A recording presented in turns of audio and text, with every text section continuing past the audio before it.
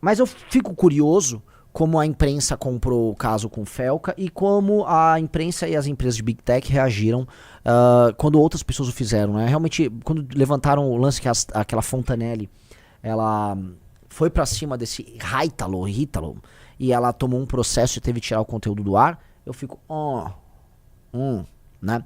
Quando eu vejo, naturalmente, Felipe Neto e Sleeping Giants se aproveitando do assunto pra poder levar a agenda do PL 26, 28, eu também fico, né? A gente não é trouxa, a gente não nasceu ontem. Só que eu também não vou comprar discursos conspiratórios, tá? E digo isso, eu vou começar com bastidores. Eu estava em Brasília para o evento da Frente Nacional de Combate ao Crime Organizado. Lá, inclusive, levantamos muitas assinaturas de deputados para uma constituinte com força para alterar as nossas leis penais. Que foi? Quero botar isso na tela. Eu tava correndo pra pegar isso aqui, ó. Brabo, né? Parabéns aí, quero palminhas para todos os nossos militantes que foram de busão, de avião, de carro, até de patinete teve gente que foi pro evento, tá? Foi um trabalho sensacional da galera, quero todo mundo mandando palmas e beijos e abraços pra nossa galera, tá?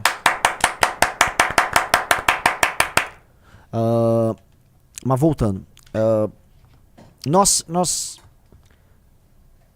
estando lá em Brasília, né, você começa a conversar com as pessoas. Eu conheço quem trabalha, por exemplo, em nome das empresas de Big Tech, né, que fazem o seu trabalho representativo lá no Congresso. E conversando com alguns, né, eu ouvi algumas coisas interessantes. Né? De não vou falar de qual rede social ele trabalha, o que eu ouvi foi bem louco. Ele falou, olha, quando eu vi o vídeo do Felca, eu na hora suspeitei. Fundação Instituto Alana, não é Fundação Instituto Alana. Quem é o Instituto Alana? É um instituto fundado por uma das sócias do Banco Itaú, que tem como objetivo retirar todo e qualquer financiamento ao marketing voltado para crianças, tá? Isso eles fingem que é uma coisa nobre. E com base nisso eles acabaram, por exemplo, com todos os programas infantis que haviam na programação, não só da Globo, mas de outras televisões. E aí no período da manhã, que as crianças assistiam desenho e tal, tinha a famosa TV Globinho, né? E aí, lá, naturalmente, o público que assiste TV Globinho é o público criança, você anuncia de maçã da Turma da Mônica a brinquedo de manhã. Ao proibir isso, você tirou os programas infantis da grade, aí botou Mais Você, ou botou aqueles programas daquelas mulheres degeneradas da Globo, ensinando, olha como faz enfim, né? Aquelas mulheres degeneradas num horário que criança pode estar assistindo televisão. Então, elas destruíram o Instituto Alana com as mulheres degeneradas ligadas a ele, né? Com algum interesse que até hoje eu queria saber, destruíram a programação infantil e elas sempre ficam deliberando sobre isso. E esse cara que é vamos colocar, um lobista, lá na Câmara, comentou isso. Falou, olha, eu vi a hora... E aí ele disse o seguinte, passou 2, 3 dias, virou a segunda-feira, quando tava Felipe Neto, Sleeping Giants, Instituto Alana, e todo mundo, né, trazendo o tema, ele falou, isso tava programado. No que eu perguntei, então você acha que o Felca fez o vídeo com esse tema? Ele falou, não sei. Fui conversar com outras pessoas. E essas outras pessoas disseram que não. O Felca já estava anunciando há muito tempo que faria o vídeo. Ele fez o vídeo. A direita pegou o tema de maneira, vamos dizer, em nome do barulho, pegou o barulho e trabalhou. E a esquerda, que ela é institucionalmente mais poderosa, viu nisso uma oportunidade, o governo viu nisso uma oportunidade, e como eles são institucionalmente mais poderosos, o que é institucionalmente mais poderoso? Eles têm um arcabouço de ONGs, de intelectuais, de instituições, formadores de opinião ligados a eles falaram, vamos usar isso como uma operação para regular as redes sob a lógica do PL 26, 28. Eu acho esta a hipótese mais plausível. Eu não vou colocar, por mais que já tenham visto vídeos do Felca comemorando que o Alexandre de Moraes derrubou ali o X no Brasil, etc. Eu não vejo ele como parte, eu digo isso preliminarmente, eu não vejo ele como parte. Como eu não tenho como provar, eu posso ficar fazendo ilações e juntar pontos. Eu posso juntar pontos e juntando os pontos eu posso fazer sentido, mas eu não tenho nenhuma prova cabal, uma prova material que ele fez isso. Portanto, eu não vou fazer essa acusação. Vocês entendem meu ponto? Você concorda comigo, Rizzo? Entende pelo menos o ponto? Eu entendo o seu ponto, Renan. Tá? Então, é isso que eu queria dizer. Eu não vou fazer uma ilação sem nenhum tipo de prova material. Outra coisa, em vários momentos, nós do campo da direita vimos uma oportunidade, um tema, pegamos aquele tema e fizemos produção legislativa sobre aquilo, certo? É de se imaginar que a esquerda faça isso e que o governo faça isso. E isso agrega, vamos dizer, com a fome e a vontade de comer de alguns agentes. E o que eu ia comentar sobre isso? Ora, o governo estava desesperado, e o Hugo Mota estava desesperado, e o STF estava desesperado em eliminar da discussão a tal da votação da anistia. Tinha uma votação da anistia e a votação do fim do foro privilegiado, que foram basicamente o tema político da semana passada, o tema que a gente já não tava, né, esparadrapo na cara. Vocês lembram disso? O presidente da Câmara dos Deputados, Hugo Mota, foi humilhado publicamente por parlamentares que sequer deixaram ele sentar na cadeira. O Hugo Mota é mais novo do que eu. O Hugo Mota é um playboy de Patos lá do interior da Paraíba, é filho de um político que conseguiu a posição que ele tem porque ele ia nas mesmas festas e convivia ali com a turma do Arthur Lira. É isso que construiu a posição do Hugo Mota na presidência da Câmara. Ele não tem liderança, ele não tem nada. Tanto que quando ele é instado a falar sobre certos assuntos e dar a opinião dele, ele é uma máquina de lero-lero, um gerador de platitudes ali. E é isso que ele fica falando. Olha, veja, eu não sou a favor de ideologias, nem esquerda nem direita. Eu vou pro que é bom pro país. Mentira, isso aí é uma ideologia. Isso que ele reflete é uma ideologia em si. Essa ideia de que você está acima dessas discussões estúpidas ideologizadas e que você caminha pra frente, isso é papo furado puro e simples. E isto representa uma perspectiva que é a perspectiva do Centrão, que é um suposto pragmatismo que no fundo é uma estratégia de mediador, uma estratégia de advogado. Vou ficar no meio conciliando tensões, e o que eu chamo de conciliação de tensões é a hipótese diferente não ideologizada. É mentira, é só uma conciliação de tensões que faz com que você nunca tome uma posição de verdade, nem para um lado, nem para o outro, nem para cima, nem para baixo. Tá? Mas tudo bem, fez esse pequeno... Às vezes eu faço umas digressões, né, Rizzo? Do nada eu tô aqui falando da mente do Hugo Mota, o que é muito difícil você analisar uma mente como a dele. Mas, dito isso, o Hugo Mota foi humilhado e ele queria sair do assunto de anistia. Então, ao recuperar o comando da Câmara dos Deputados, após o motim dos deputados, e ao avisar após essa recuperação que não, eu não fiz acordo nenhum, quem disse que eu vou pautar a anistia? Não, ninguém me pauta, ninguém me leva na ameaça. Ele se aproveita do assunto Felca e avisa, já na virada de domingo para segunda-feira, o senhor Rafael Mendes vai lembrar, que ele vai pautar esse assunto, que a Câmara vai tratar desse assunto, porque ele estava explodindo, Rede Globo fazendo cobertura, grandes influenciadores fazendo cobertura, direita e esquerda tratando o tema, plum. Tudo isso desembocaria num tema que engoliria o assunto da anistia na Câmara. E a real é que engoliu. Tanto que, curiosamente, não estou vendo mais deputados bolsonaristas amordaçados, tal, lutando. Eles juram que fizeram um acordo, ninguém tá vendo o acordo por aí. E a gente começa só a suspeitar de que, vocês talvez, né, fizeram um barulho de um lado, cantaram vitória, mostraram pro público que vocês estão trabalhando, e a vida vai seguindo normalmente como se tivesse tudo ok. É o que eu sinto, tá? Sendo bem honesto. Esse assunto foi jogado para debaixo do tapete. Mas o assunto que envolve o Felca, não. E esse assunto que envolve essa possível regulamentação das redes, também não. Há um interesse do governo federal no tema. E há uma discussão, inclusive envolvendo o Geraldo Alckmin e o Fernando Haddad com o governo americano sobre ceder à regulamentação, ceder aos Estados Unidos na reclamação que eles têm sobre a regulamentação que foi tocada via STF. Ou seja, o STF regulamentou e estabeleceu uma série de absurdos e intervenções nas redes sociais. E aí, de alguma maneira, o governo precisaria ceder regulamentando isso, mandando, por exemplo, um projeto para o Congresso para normatizar esses assuntos e resolver essa questão das Big Tech, que são importantes de verdade para o Donald Trump. Eu acho curioso que, após a implementação da taxação, o governo ele vá partir para uma linha de avançar nesse tensionamento com os Estados Unidos. Não sei se o Rafael Almeida Rizzo aqui, que está me acompanhando, concorda. Né? Seria um aumento das tensões com o governo americano. E o que a gente tem aí como matéria da Folha, que acho que vai nos entregando algumas pistas, é isso aqui, ó. Lula diz que finaliza nesta quarta projeto de regulamentação de Big Techs após vídeo de Felca. Petista diz que Janja estava certo ao abordar tema com o líder da China, Xi Jinping. Né? Como é que é? Então qual é a regulamentação? É o PL 2628? Né? É um projeto próprio? Veja, a Janja se pronunciou. Janja volta a defender a regulamentação das redes sociais após o vídeo de Felca sobre sexualização de menores e afirma que as redes sociais não são um ambiente seguro para crianças e adolescentes. Essa foi Janja, né? Que não foi eleita pra P nenhuma e que fica aí opinando como se fosse, né, uma rainha. Enfim, né? Eu acho isso tudo fascinante. Fascinante.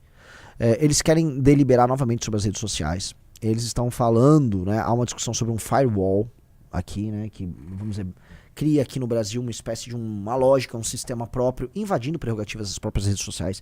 Naturalmente, isso contraria o interesse não só dessas empresas, mas dos Estados Unidos da América em si. E o que a gente passa a ter aqui é um clima um tanto quanto estranho e de ampla desconfiança.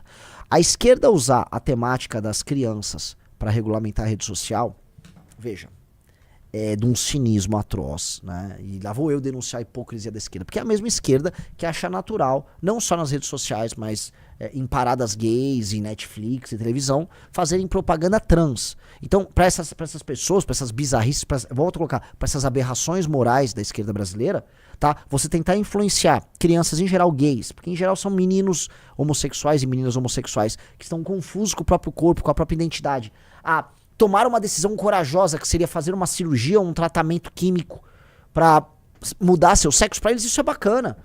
Pra eles isso, nossa, né? E aí essas pessoas largam esse assunto de lado.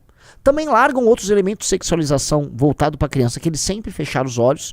E agora eles começam, não, né? Em nome das nossas crianças, que nós topamos, inclusive, que façam tratamentos com hormônios extremamente controversos, nós vamos regulamentar todas as redes.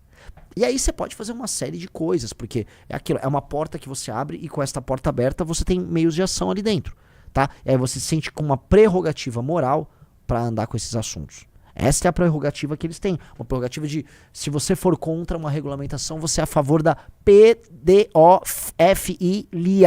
tá? Não é?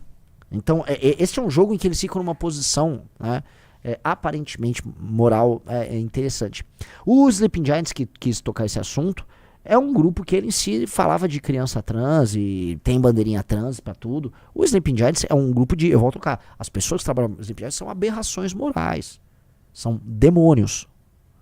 Demônios, são pessoas que jogam o jogo mais sujo possível, atuam também com dinheiro gringo em nome de interesses que são alienígenas ao Brasil e ficam fingindo que estão combatendo alguma coisa que realmente não estão.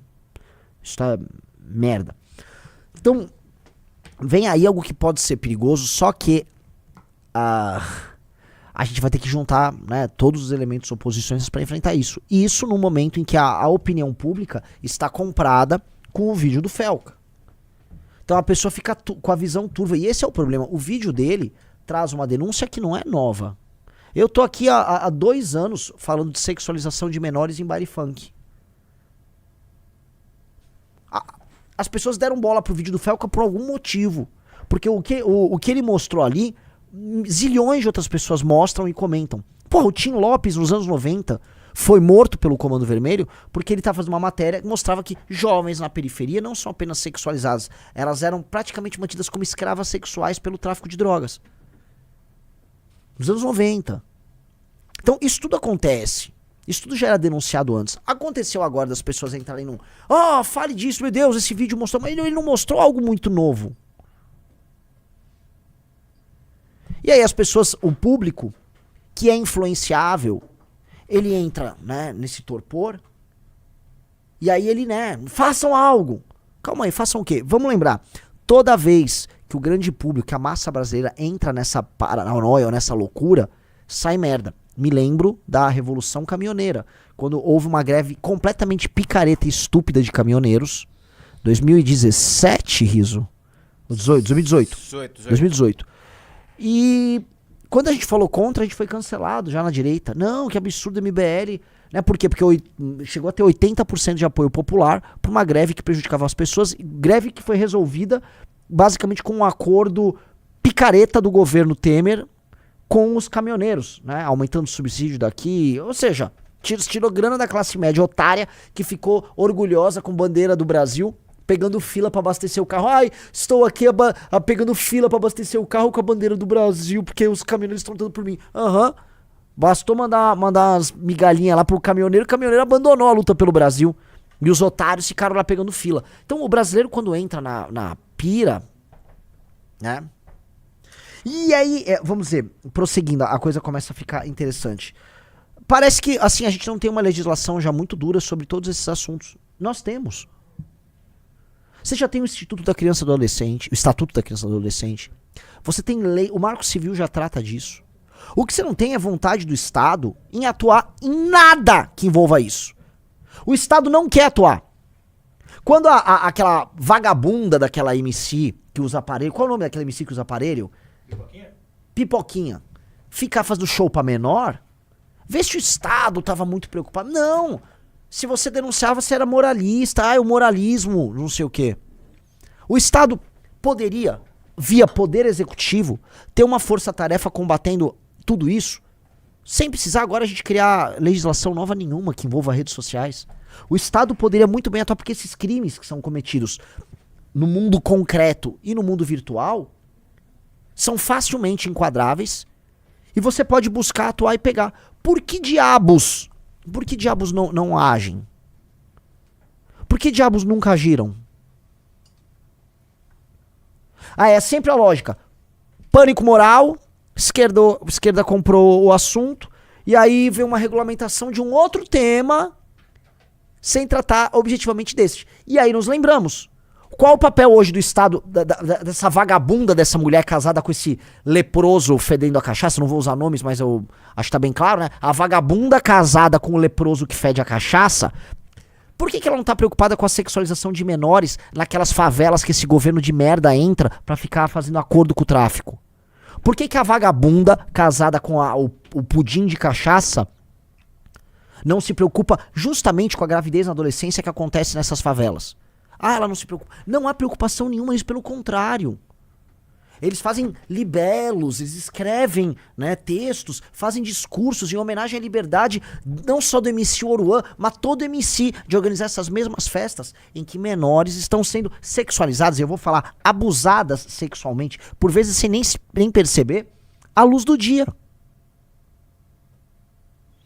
E isso sem prejuízo de prender aquele Haítalo, e os pais daquela Camilinha, sem nenhum prejuízo. Isso era um ato de vontade do Poder Executivo, do Ministério da Justiça. Monte uma força-tarefa. O perfil Homem é Bom botou aí. O Arthur denunciou o Marajó e nada foi feito. O Arthur foi pra Marajó junto com o Faustino. Vamos lembrar.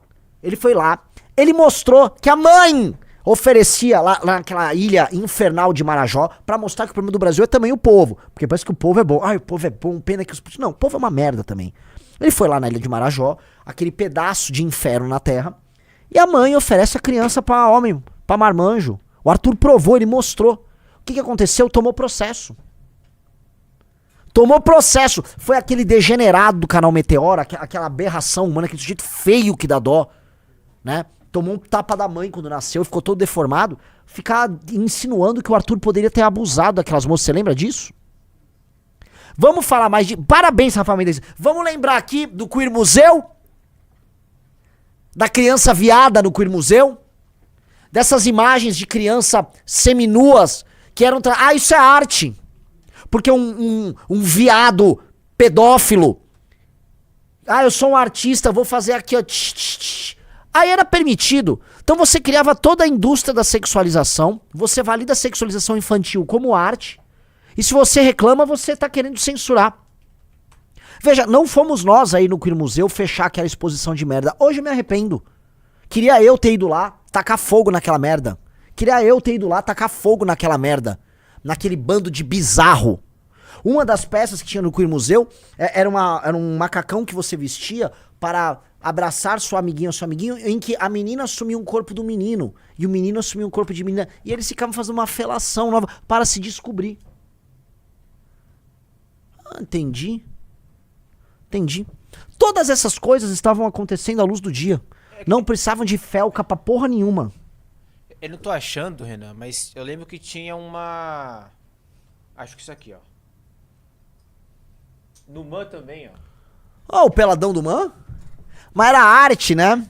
Porque como é sempre algum desculpa, usei a palavra com o pé errado. Um pedófilo, né? com uma vocação artística. Ah, não, tudo bem.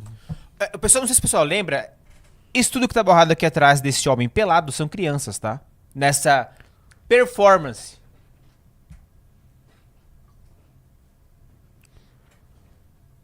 E aí eu olho assim, entendi. Ah, agora o Estado tá preocupado. Agora a esquerda tá preocupada com criança? A esquerda não tá preocupada, nunca teve preocupada com criança. Nunca teve. O governo Bolsonaro, que era de direita, poderia ter feito mais sobre o assunto. Olha, cara, não há tema que o governo Bolsonaro não poderia ter feito mais. O governo Bolsonaro era tomado de picaretas e gente de inteligência média. Não é que é inteligência baixa, eram pessoas de inteligência média. Né? E você não vai fazer grandes coisas com pessoas de inteligência média. Um dos problemas da democracia é que pessoas de todo tipo de inteligência elegem pessoas que elas se identificam. E em geral elas vão se identificar com alguém que tem uma linguagem similar, comportamento similar. E aí você vai acabar elegendo pessoas médias. E aí você vai botar em posições de poder pessoas médias. E pessoas médias vão fazer coisas médias em posições de poder. Isso quando éticas. Vamos prosseguir? Calma, cuidado. Vamos prosseguir? Eu não botei na tela ainda, tá? Eu sei, mas vamos prosseguir? Vamos lá. Tinha um padre que gostava de comer moleque. Não tinha? Tem um padre, tá vivo. Tem um padre que gosta de comer moleque. Esse padre tá comendo moleque há anos. Mas ele faz um importante trabalho no centro de uma cidade. E come moleque, é a recompensa. Né? Ninguém é de ferro, né? Precisa comer uns moleque. Vai na Febem, come moleque. Aí o moleque denuncia, ele paga um negócio pro moleque. Vaza vídeo batendo punheta pra moleque. Aí fala que não é, depois vê que é. Ah, mas vamos mudar de assunto, que ele gosta de morador de rua. A esquerda defende isso. No que isso é, vou colocar aqui, no que isso é, vamos dizer, no que o Haitalo com a sua bizarra Camilinha são piores do que isso. Há um deputado do PSOL de São Paulo, não vou citar nomes pra não juntarem e me processarem, tá? Há um deputado do PSOL, tá?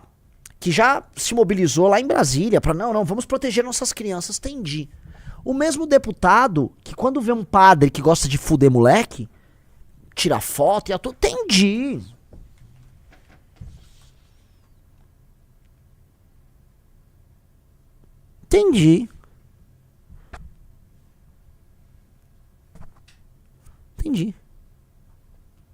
Eu queria morar num país que o queer museu e a sexualização infantil definitivamente, assim, se tivesse... Ah, é a arte, assim, mais 18, e se uma criança aparecesse lá, toda a curadoria, todo mundo que fez a curadoria do queer museu seria presa. Se uma criança botasse o pé num evento como o do Queer Museu, os curadores, os responsáveis pelo evento, seriam presos, tá? Eu queria viver num país que padre que gosta de comer moleque estaria preso. Eu queria viver num país que realmente, né, a Camilinha e o Haitalo estivessem, ela não presa, né? Os pais dela presos, ela com um conselho tutelar sério, não esse conselho tutelar também tomado por degenerado, o Haitalo muito preso. Eu queria viver num país que MC e organizador de baile funk com menor terminam presos. Não é? Eu queria viver nesse país. E esse país meio que já tem as leis pra pegar isso tudo. Não tem vontade. Então não adianta pegar esse assunto e criar um pânico que pega, vamos colocar aqui, uma população retardada! E que cai, agora eu só quero falar disso. E essa população pega e sai falando disso. Eu não acho que o Felca está agindo com ninguém. Eu só acho, galera, curioso, tá? Que essa turma da esquerda, formada por tarados, malucos, picaretas de toda sorte, esteja agora preocupada com sexualização de criança. O que a gente discorreu aqui, eu com a ajuda do meu querido amigo Rafael Rizzo, tá? É uma demonstração clara, cristalina, nítida, simples, tá? De que esses caras não se preocupam com esse assunto. Se preocupassem, quando o Arthur foi pra Ilha de Marajó junto com o Faustino mostrar o que aconteceu, estariam montando operação policial pra sair prendendo todo mundo na Ilha de Marajó. Mas pelo contrário, né? Ilha de Marajó, assim como o Pará, né, faz parte de um território que a gente só sabe que existe, o nosso dinheiro vai pra lá na região norte, em que as pessoas de bem que trabalham de verdade são maltratadas E parte da população é explorada, e essa população explorada, que nem sabe que é explorada, pratica entre si algumas das coisas mais bizarras, que é o que a gente viu na Ilha de Marajó. O problema da Ilha de Marajó não é o governante, não é a polícia, tá? É o povo. Ninguém obrigou a mãe a oferecer filha pra forasteiro comer na Ilha de Marajó. É a mãe que oferece a filha. Sacou? É o povo, tem um problema de povo lá. E, mas Renan, você é líder de um partido político, e aí? Eu vou vender a consciência e vou ficar falando, não, é um povo maravilhoso lá na Ilha de Marajó, ele só o quê? Só é coisa muito antiga, vamos colocar aqui, assim, a humanidade já sabe que você ficar oferecendo filha pra forasteiro é um negócio velho, né? É um negócio, assim, errado há muito tempo, né? Não chegou esse conhecimento lá? Não me incluam nessa massa de malandros que tá atrás dessa história. Nem incluam o Movimento Brasil Livre. Todos os governadores estaduais, presidente da República, Ministério da Justiça, o super poderoso STF, todos dispõem de meios, através da nossa legislação vigente, para fechar baile funk, acabar com a prostituição na Ilha de Marajó, para punir pedófilo de internet, para punir criador de conteúdo para rede social picareta. Todo mundo dispõe de meio. Operações policiais, fazer uso da Polícia Federal, todo mundo tem os meios de ação. Não faz porque não quer, não faz porque não acredita, e vamos botar aí, boa parte desses agentes políticos não fazem porque eles praticam isso na sua vida. Aí você, o que você tá falando, Renan? Não sou um QAnon teórico de conspiração, mas eu sei o que eu vi com a história de determinado padre. Eu sei o que eu vi quando eu vi que a imprensa tentou abafar a história. Eu sei o que eu vi quando eu vi, vamos dizer, setores do judiciário querendo abafar a história. Eu sei de tudo o que eu vi. Tá? Essa história toda é muito estranha. Muito estranha. Muito estranha.